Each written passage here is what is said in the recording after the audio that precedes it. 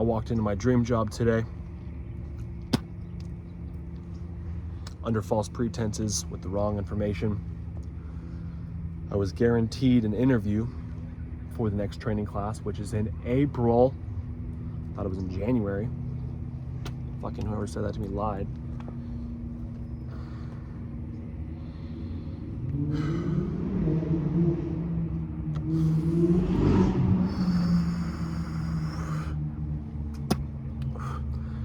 My entire life, I've lived entirely through my father's eyes.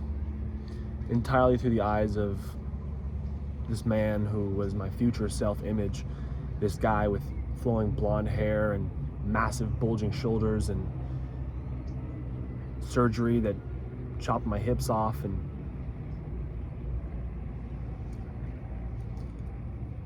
a lot of things. And every decision I made was based entirely on his opinion, entirely on his say-so. If I would have followed my emotions a little bit more, then I would have done a lot of different things.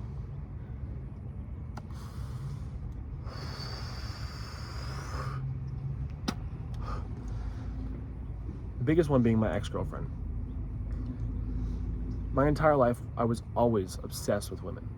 When I was a child, I was in Christian camp, and I would make out with every single girl in the camp for no reason. I would go molest them. Like, we're both children though. Like, I was just a fucking perverted child.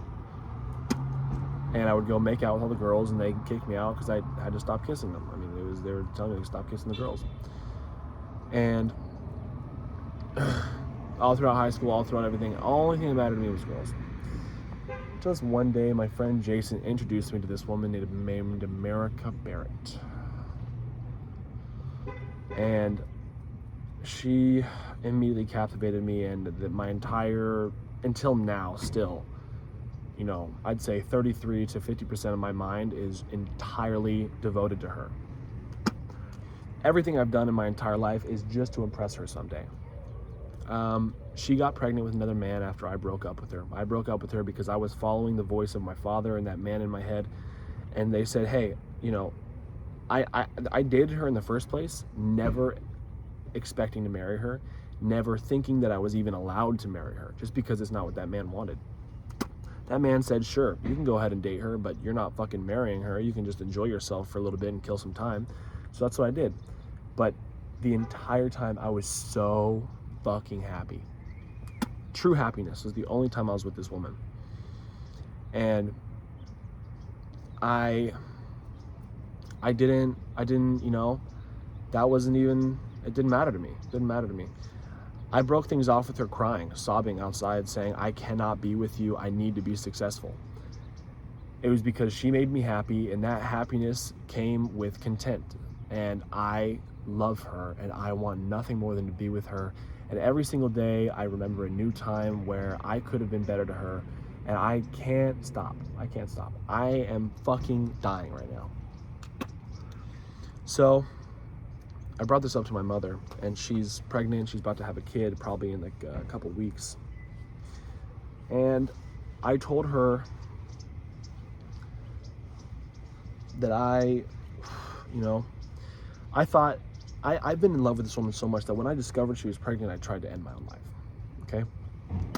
A very, very real attempt. And also, you know, it was either I die or I go to jail, and nothing happened to me. Plot armor, God just protected me. So I've been thinking about why I was spared for so long. And I thought to myself, you know, fine, you know what, I won't kill myself. I'm going to live my entire life for her. I am going to become extremely famous and wealthy, and I'm going to, not famous, I'm going to become extremely wealthy, and I'm going to buy her new cars. I'm going to pay for her children's college. I'm going to make sure that her life is nice. I was going to create an actual shrine in my house entirely devoted to her. It was going to have pictures of her. It was going to have her blood. It was going to have her hair. It was going to be a shrine that I could genuinely, I was going to speak to it. I was going to speak to it every day and pretend it was her. That is literally what I was going to do. And then my mother said, you know, I spoke to her about it after I kind of came to a conclusion. And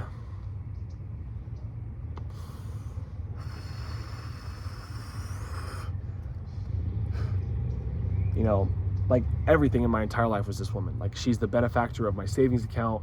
She's like, I look at her pictures every single day in my phone, every single day, no matter what, 24/7. I'm like always scrolling through my camera roll since I don't have social media. And I have a picture of her in my wallet that I look at every time I move my ID, daily. And, people know about this because I talk about it, but, I can't talk about it too much or else they'll get annoyed, because, no people can grasp the severity of this. People that have a higher capacity for sadness have a higher capacity for, equivalent emotions such as love. And nobody's ever been as deep as me when it comes to the love subject, and she was the only one. And I don't know what to do. So what I ended up doing is I talked to a private investigator. I was going to find out her schedule. I was going to spend a bunch of money. I was going to ambush her outside of a Costco and profess my love. But my mother told me to stop being retarded and just figure out if I really want it and then call her. And,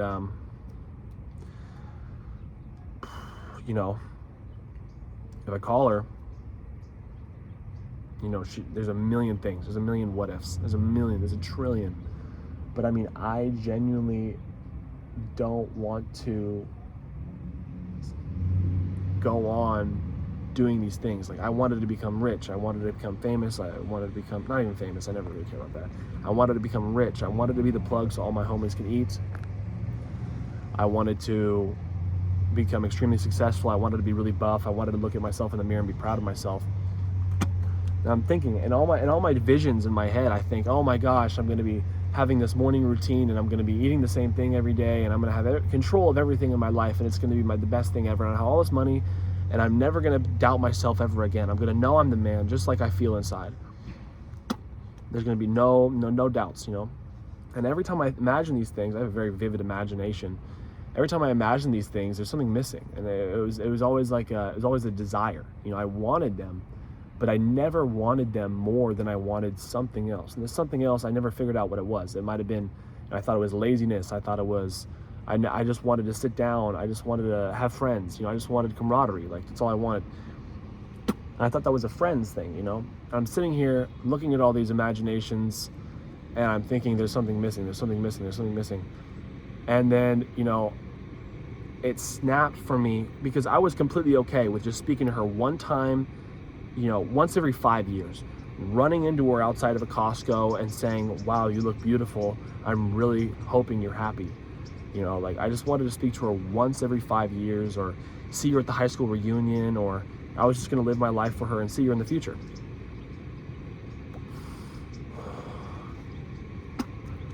But it snapped for me. My fucking cigarette died because I didn't stop talking. It snapped for me when I post pictures and a lot of my captions are about her on Instagram, very private account. It's only 20 people following. One of those people sent one of the pictures to her current boyfriend, the one that knocked her up, and he put me on a story and blasted me. He said, never talk to my wife again. And that is when it hit me right there, that I was never going to be able to speak to the love of my life again. I was going to buy her a car and pay for her children's college. As long as I could just get like 2 conversations with her before I die, I would have been okay. That's all I would have took to survive. And to survive, right? Now, I have a very incredibly large capacity for suffering, so I'm okay with being absolutely bottom miserable. I won't kill myself as long as I can speak to her like twice in my life. Maybe, hopefully like 5 times, right? And, he told me to never speak to her again, and that fucking flipped a switch. I was like, holy shit, I'm never gonna speak to her again. And that right there, immediately, I died. I died. I went to go see old people, hospice facilities. I went to go to church. I went and looked for answers, and I just, at seeing these old people, and realizing that everything I was doing was simply for other people's approval. My father would have been so proud of me if I was all these things that I wanted. My friends would have revered me. I love being revered. I love being looked up to. I love being exalted. Just wow, that man. I've always dreamed of that. And everything I did was for that purpose. And, you know, her being 5'5", slightly Mexican, I never really enjoyed, you know, she was a high school crush, you know. I thought that there was more. I thought there was another person that I'd somehow fall for in the future that was, you know, beloved by God and would be perfect genetic specimen to tangle with mine, that I could get my kids into, you know, the NBA and they'd have a good life. But because I got diabetes and I got cooked, and I was looking at these old people and sitting there thinking to myself, what the fuck was I thinking? What the actual fuck was I thinking? The entire time after I ended things with her, I have hated every single person around me, despised them, thought they were fucking retarded. It's because everything I've done since I left her was simply to find what I had with her. And she doesn't know. I told her that I don't ever want to see her again. I told her the exact opposite, a lie, so she could be happy and so she could move on. When in reality, like, I don't know what the fuck I was doing. I was just so stuck in my own way. She was begging me. She's saying, move out with me, marry me, have kids with me. I'm sitting there like,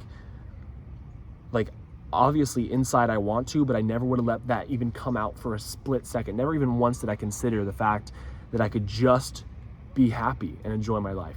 Never even once. So I didn't. And I think that, you know, what I always wanted was that picturesque family. I wanted to have a better run than my dad. My dad had a perfect run. He made me, I'm an amazing firstborn son. If I had me for a firstborn son, I'd be stoked.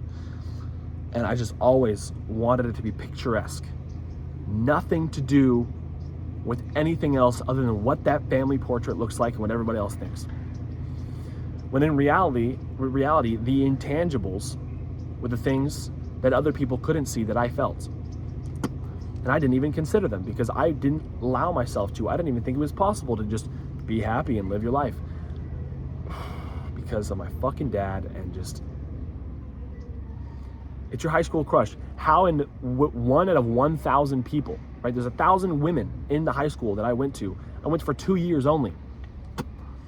Out of that 1,000 people, the one was right there. Same grade. Out of that, what is that? Out of that 250 people, the one that I would love with every fiber of my being was there. I thought I fucking owed it to myself to go search through the other 4 billion fucking women in the world. I was like, I owe this to my father. I owe this to my ancestors. I owe this to everyone. Bro, what the fuck is wrong with me? I'm such a fucking idiot. Literally, I could have had everything I wanted. I could have been happy for the rest of my life if I sat there and just said, okay, this is what I want. I'm going to take it. If I just listened to my emotions for 1 second and wasn't so clouded by that fucking egotistical, cock-sucking dickhead up in there in my fucking brain. So I decided I'm going to give up the picturesque family. I'm going to try, right? Now, I need to make sure I'm taking all the precautions, making sure this is really what I want so I don't ruin anybody's life for no reason. But I'm going to call her and I'm going to tell her that I made a mistake and that's the only thing I want is her. And I'm going to take her fucking baby that she just made with somebody else and I will happily raise it. I don't care. I don't care. I'm a specimen. I'm a 7-foot fucking G that has everything in the entire world that anyone would ever want. I'm fucking perfect. And I always thought that I owed it to everyone who was part of making me and my success to do exactly what they wanted. I never ever lived for myself one time in my entire life since I was born. Never even fucking once. Never even once. I just have no greed. I was born with no greed. And my dad would be disappointed, my mom would be disappointed, all my extended family would look at me weird. Everything would fucking I would just get so much hate. My brother would call me a fucking loser. I mean, like, it's just gonna suck. The backlash will be there, but I looked at those old people that were in hospice or living out the rest of their days, and they were fucking... Nobody I've ever seen in my entire life has had anything as amazing as what I had with her. And all of those people, everyone I see is miserable. They're not miserable, but they always don't have it perfect. They always don't have what they have enough. They have enough. I don't want to have enough of a relationship. I want the whole fucking thing. And I don't care if she has a kid. I don't care if anything. I think that this is just a fucking, obviously, if she tells me to never talk to her again and to fuck off, she's already created a life and she doesn't want to ruin her picturesque situation, 100%. If she's a completely different person and she was taken over by the NPC that she's still with, pretty far. If she was turned into somebody who I don't know, then sure, I'll let this go and I won't push. But I'm gonna fucking try, because I thought she was pregnant. I tried to kill myself, You know what I'm saying? I was gonna create a shrine, So instead of doing all of this stuff to make sure that she's happy, he's happy, my mom's happy, my dad's happy, everyone's happy, I am gonna be greedy for the first time in my entire life, and I will 100% ruin somebody else's happiness for my own right now. This is the first time in my entire life I've ever wanted to do this. I wanna fucking do it. So I'm gonna smoke some weed to figure out if, cause weed always makes me very self-conscious and very, worried about other people's opinions. So I'm gonna smoke some weed. And if I still want to, then I've been marinating on this for months and months and months and months. And honestly, 5, 6, 7 years since 2021, I graduated. So yeah, I've been marinating on this for 6, 7 years. So,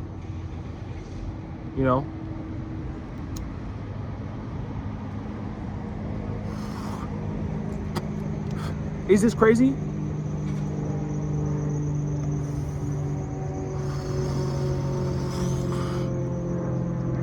Who knows? Maybe.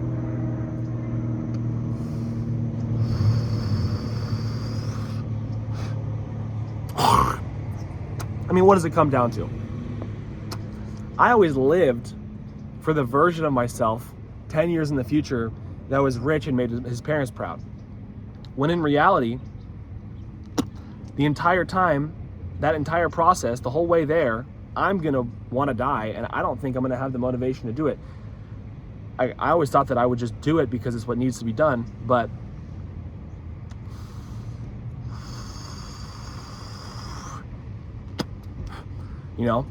I'm not emotionless. If I was emotionless, I could do that. But I'm not. I have feelings.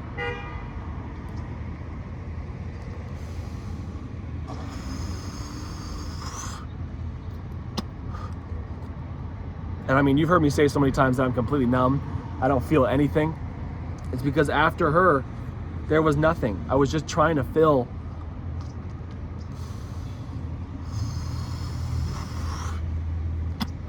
that space when it's entirely impossible to fill with anyone other than her.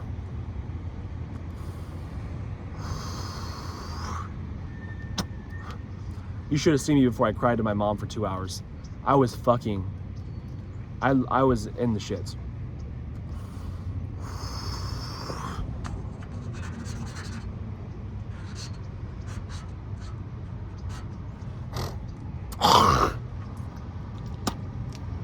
So,